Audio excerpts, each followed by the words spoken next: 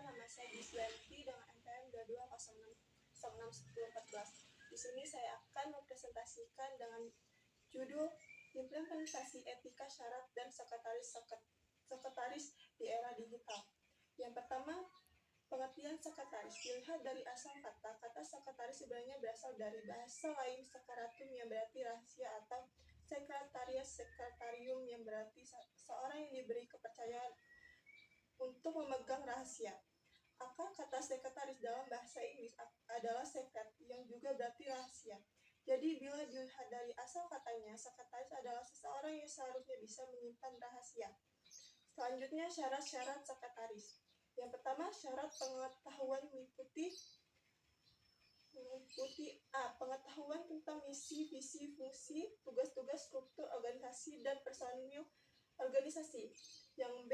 Pengetahuan yang berhubung dengan bidang tugasnya, pengetahuan bahasa baik bahasa Indonesia maupun bahasa asing jika diperlukan. Yang terakhir, C. Pengetahuan bidang administrasi dan manajerial.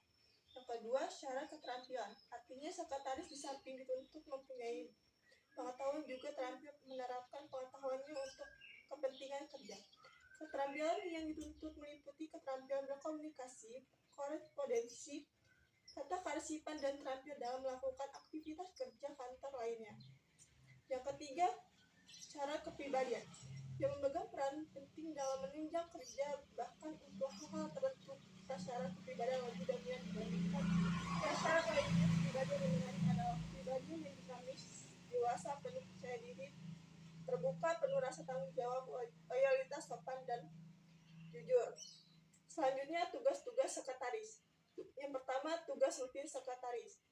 Yang pertama, menerima tamu. Seorang sekretaris wajib memahami bahwa setiap tamu harus diperlakukan dengan khas, dan untuk itu seorang sekretaris perlu mengetahui sifat, kedudukan atau pangkat, dan perilaku tamu yang datang. Walaupun demikian, secara umum, setiap tamu harus diperlakukan dengan ramah, sopan, penuh perhatian, bijaksana, dan bersahabat. Yang kedua, pengurusan surat masuk. Tugas pertama seorang sekretaris setibanya di kantor memerlukan adanya tidaknya surat masuk. Biasanya pimpinan memulai kerjanya dengan membaca surat yang masuk yang telah diproses oleh sekretaris. Surat-surat tersebut diletakkan di dalam map atau bila surat itu sifatnya penting atau mendesak dan membutuhkan perhatian pimpinan dengan segera. Diletakkan di atas meja pimpinan di tempat yang mudah dilihat oleh pimpinan. Jika sudah selesai ditindaklanjuti oleh pimpinan, surat dibagikan kepada bawahan dengan menggunakan. Selanjutnya, menerima telepon dan menelpon.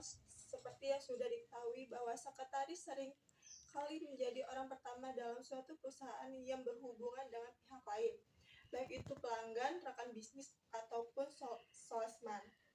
Yang D. Mengelola arsip. Arsip biasanya berbentuk salinan atau asli dari surat masuk, keluar, memo, dan lain-lain yang isinya meliputi catatan yang hidup mengenai hubungan-hubungan, perjanjian dengan pihak lain. Yang terakhir, E. Mengatur perjalanan dinas pimpinan. Pimpinan yang berperan sebagai pengambil keputusan dalam suatu organisasi tidak hanya diam dalam ruang kerjanya, tetapi juga mengadakan pertemuan dengan relasi atau mengunjungi cabang-cabang perusahaan. Hal yang biasanya dilakukan sekretaris dalam mengatur perjalanan dinas pimpinan. Selanjutnya, tugas khusus sekretaris. Yang pertama, mengurus surat keluar. Surat keluar adalah semua tulisan yang sesuai perintah pimpinan dan dikirimkan kepada orang lain. Perusahaan di luar instansi sendiri sesuai dengan alamat yang dicantumkan pada tulisan dinas atau pada sampulnya. Pada surat biasanya berisikan berupa pemberitahuan undangan pertemuan atau rapat, undangan kerjasama, atau jawaban konfirmasi dari surat yang telah dikirimkan sebelumnya. Yang B. Menyusun laporan. Sebuah laporan merupakan suatu tujuan akhir dari setiap sistem pemrosesan data atau informasi, karena laporan merupakan kesimpulan dari semua data yang sebelumnya dikumpulkan dan diproses dalam suatu lembaga atau perusahaan. Laporan sebagai informasi umpan balik yang menjadi dasar penentuan kebijakan-kebijakan dan pengambilan keputusan Di samping itu, laporan dapat dijadikan sebagai titik tolak evaluasi terhadap segala sesuatu yang telah dilakukan. Melalui sebuah laporan akan dapat diketahui keunggulan dan kelemahan dan pelaksanaan kegiatan. Selanjutnya, peran-peran sekretaris. Yang pertama, peran sekretaris terhadap atasan. Yang pertama, sebagai perantara atau saluran komunikasi dan pembinaan hubungan yang baik bagi orang yang ingin berhubungan dengan pimpinan. Yang kedua, sebagai sumber informasi yang diperlukan pimpinan dalam memenuhi fungsi, tugas, dan tanggung jawab. Yang ketiga, sebagai pelanjut keinginan pimpinan kepada bawahan dalam pelaksanaan tugas. Yang keempat, alternatif pemikiran dari pimpinan dalam ide-ide. Yang terakhir, sebagai faktor penunjang dalam keberhasilan pekerjaan dan cerminan pimpinan bagi bawahan. Selanjutnya, peranan sekretaris terhadap bawahan tampak dalam. Yang pertama, penentukan kebijakan yang berlaku bagi pegawai bawahan secara adil, yaitu mengenai pengaturan penempatan pegawai yang sesuai dengan kecakapan dan kemampuan. Yang B, memberikan motivasi kerja pada pegawai bawahan sehingga pekerjaan dapat berjalan lancar dan berhasil baik. Yang C, memberikan rasa bangga dan puas kepada pegawai bawahan dalam menjalankan pekerjaan. Yang D, menerima pendapat dan usul bawahan dalam berbagai masalah.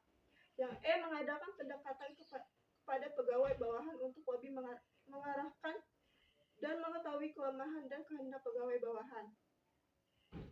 Peranan sekretaris terhadap bawahan juga merupakan penilaian dari bawahan karena sikap dan tingkah laku sekretaris akan berpengaruh terhadap pekerjaan pegawai bawahan. Selanjutnya, etika seorang sekretaris. Yang pertama, tanggung jawab. Tanggung jawab yang dimaksud di sini adalah tanggung jawab pelaksanaan dari dimulai kegiatan sampai berakhirnya kegiatan dalam perusahaan.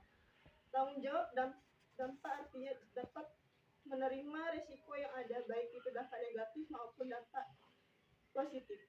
Yang kedua, kebebasan. Prinsip kedua dari etika profesi adalah kebebasan. Kebebasan yang dimaksud dalam konteks ini adalah kebebasan untuk mengembangkan profesi tersebut dalam batas-batas aturan yang berlaku dalam sebuah profesi.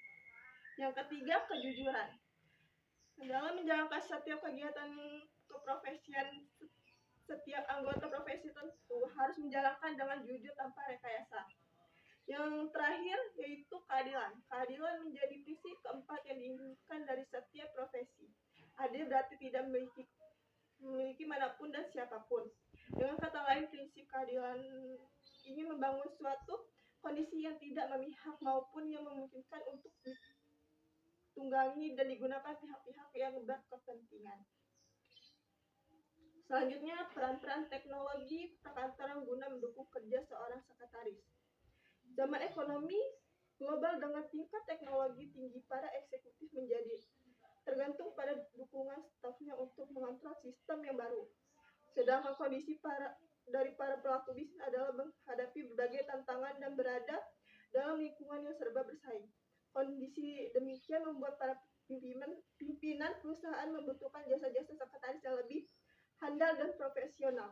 Teknologi perkantoran diciptakan guna membantu atau meringankan kerja manusia. Tidak ada teknologi yang tidak diperuntukkan untuk kemajuan manusia, di mana seorang sekretaris memerlukan teknologi perkantoran guna menunjang pekerjaan sebagai membantu pekerjaan pimpinan. Sangatlah penting sekretaris memahami dan mengerti tentang teknologi perkantoran tersebut, bukan hanya untuk diri sendiri, tetapi bila pimpinan tidak mengerti dengan perkembangan teknologi yang pertama kali tempat bertanya pimpinan pasti kepada sekretaris yang sangat tidak enak apabila sekretarisnya juga tidak bisa menggunakan teknologi yang ada saat ini. Sekian presentasi dari saya akhiri. Wassalamualaikum warahmatullahi wabarakatuh.